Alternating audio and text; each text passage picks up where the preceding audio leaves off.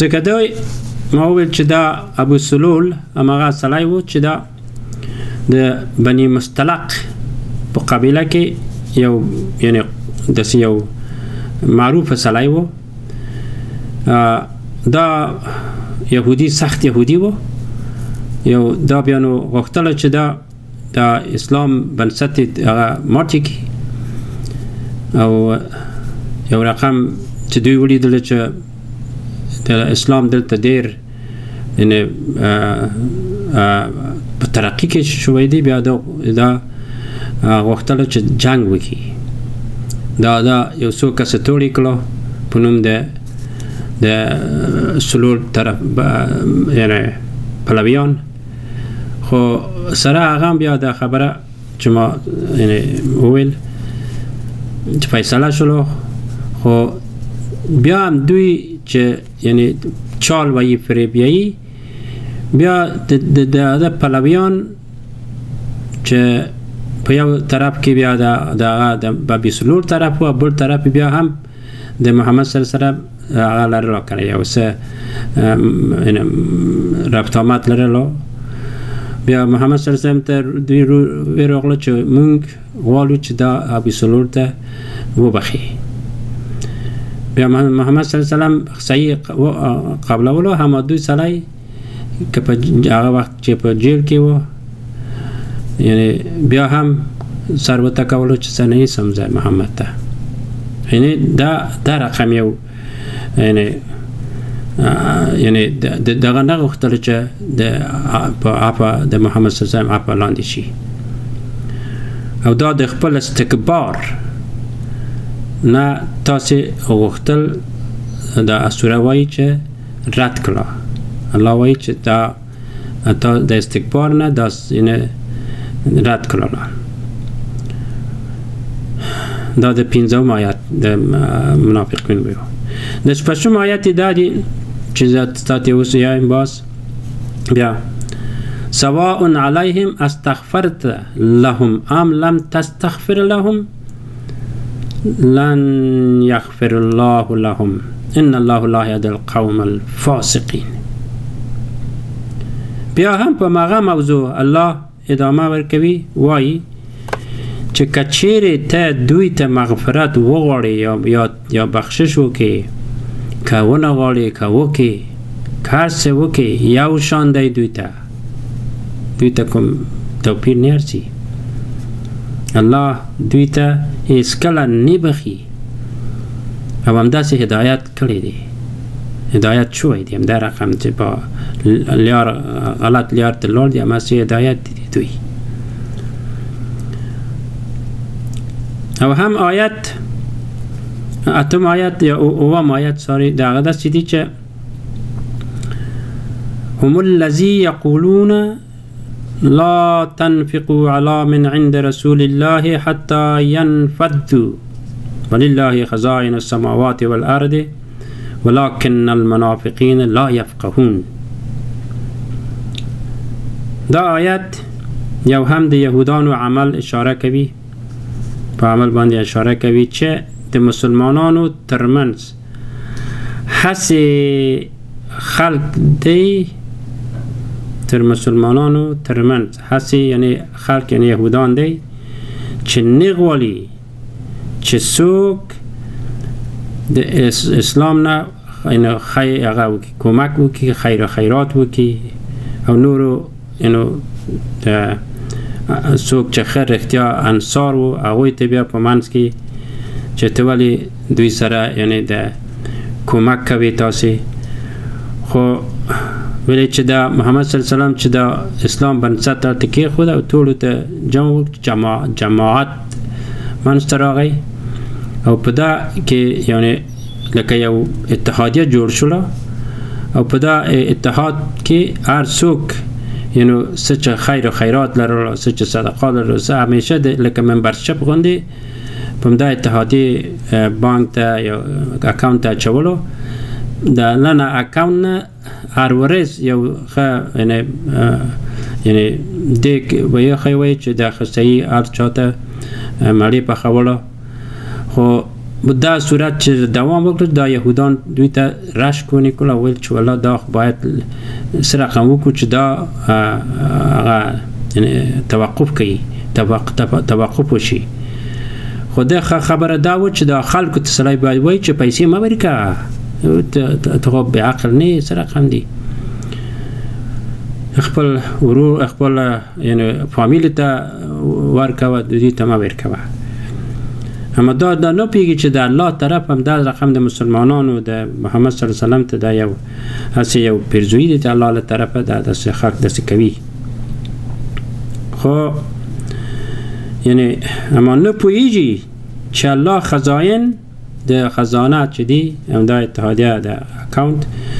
دومره په مؤمنانو باندې یعنی وسیع دی یا زیاد دی یا هغه دی چې دوی ته د دوی منافقان نه پیژني ولی چې د دوی منافقان عملی منافقت دی د اتم آیت داسې بیانوي الله متعال چې یقولون لئن رجعنا الى المدینة لیخرجن الاعز منها الاذل ولله العزة ولرسوله وللمؤمنين ولكن المنافقين لا يعلمون دا آیت بیا هم په هغه موضوع باندې اشاره کوي چې بنی مستلق همغه مستاستویل قبیله یهودان چې ملیشه جوړوله او غوښتلو دوی مقصد مستقیم دا و چې مدینه ته هجوم وکړي او محمد صلی الله علیه وسلم ته یعنی لمدینه نه خارج وکي دومره پلانی و سخت یا مړی کی یا رقم یا وجنی هم داسې اما دا بی ایمانان نه پوهیده چې خدای هر چاته که عزت را کی سره یعنی دغه بیا نور چې د محمد صلی الله علیه وسلم ته او د دوی مؤمنین ته او د دوی مجاهدین ته چې خدای ورکړی دی څوک نشي لرې کولی دوی په دا کې عقیده نه لرله چې الله څه چې ورکوي بل چا په دې کې کوم تغییر نشي راوړی خو متاسفانه دوی په منافقت بوخت و نه پوهېدله دوی چې الله وایي چې دوی نه پیږي خو دا موضوع چې دا سوره 11 آیات لري خو د درې نور آیاتونو د مسلمانانو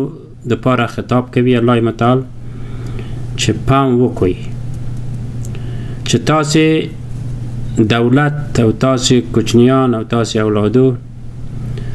تاسو ته د خدای لیار نه لري ونکي ځکه دوی خو ډېر خوږ دی پیسې ډېر خواږه دي همدا رقم تاسو باید خدای ته او رسول ته او د خدای لپاره او د خدای اسلام لپاره باید تاسو ډېر انفاق وکړئ همیش انفاق وکړئ همدا رقم و چې په دا زکات یعنی ترتیب راغی او دا همدا رقم څوک چې صدقات کوي دا آیت د صدقات راغی یعنی ان الصدقات للفقراء والمساکین همدا سي رقم یعنی الله متعال بیا په دا کې یعنی یو هغه کوي چې ویلې چې تاسو په درد خوري کنه پس لا چې مړ شي تاسو بیا پوهیږي څنګه چې تاسو هغه وخت په قبر چې انکر نکیر ارسي او پوښتنه کوي او داسې کوي په دا وخت کې ته پوهیږي او الله حسیده او دا هغه ته بیا انکر نکیر ته یایي چې پلیز یا مثلا ما ته بیا یو چانس راکړه یو څو ورځې چې زه ډېر انفاق کوم انشاءالله ډېر اما الله یایي چې هغه وخت نه وخت دی امکان لري ځکه وخت چې په آخر ورسېدلو نور نه تمدید کېږي ولن یؤخر الله نفسا اذا جاء اجلها والله خبیر بما تعملون. دا سوره په 5م کال د هجرت نه وخت کې نازل شوی و چې ما تاسو ته ولستلو او هغه وخت د حدیبیه په صلح یعنی مسله هم د مسلمانانو او قریشیانو سره ترمنځ روان و. نو جبرائیل چې راغی او دا آیتونه محمد صلی الله علیه وسلم ته قرائت کړل چې مسلمانان باید وپوهیږي چې یهودان څه تکتیک لري او څه منافقت کوي. بهرحال زمون مسلمانان لما هغه وخت تر آخر زمان پورې د دوی له منافقت نه خلاص نیو. مسلمانان د منافقان د یهودان د منافقت دوی نه منافقت نه یعنی خلاص نیو. دا سلسله جاری ده تر آخر زمان پورې. ولی چې د الله وعده دی د الله یعنی خبر دی چې اول هم هغه شی چې الله و فرمایلو دوی خو سوال دروغجن کاذبین دوی کاذبین دی یهودان منافقین دی کاذبین دی فاسقین دی انت ټول په دا یعنی آیتونه ما تاسو ته ولستوله دویم دوی ډیر قسم خوري د داسې عادت او رقم هغه لري چې یعنی په تکتیک چې دی هغه فقط یو چا سره چې هغه چې ډیر قسم خوري چې تا سر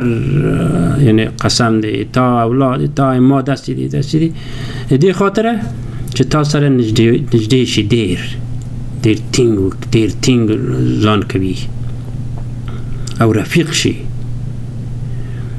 یعنی که سړی کنه مخامخ شي خو داسې یی چې والله خو ته خو پوهېږم چې دا تا یعنی ژبه بیل دی ته زموږ په قوم کې نه داسې خو دوی پوهېږي چې څرنګه وکړو چې دا د دغه مفکورې هغه نه خلاص کړو. قسم خوري ډېر قسم خوري چې زه سخت مسلمان یم سخت داسې یم او رفاقت نه چې رفیق شي او رفاقت نه وروسته نه هسې یو دسیسه تا ته به جوړې کوي چې تا بې عزت وکړي او حتی که په خپل عمل که په کفرم کې یعنی شاملېږي چرت نه وایي. مقصد دا دی چې ما لاس باندې وشي کنه.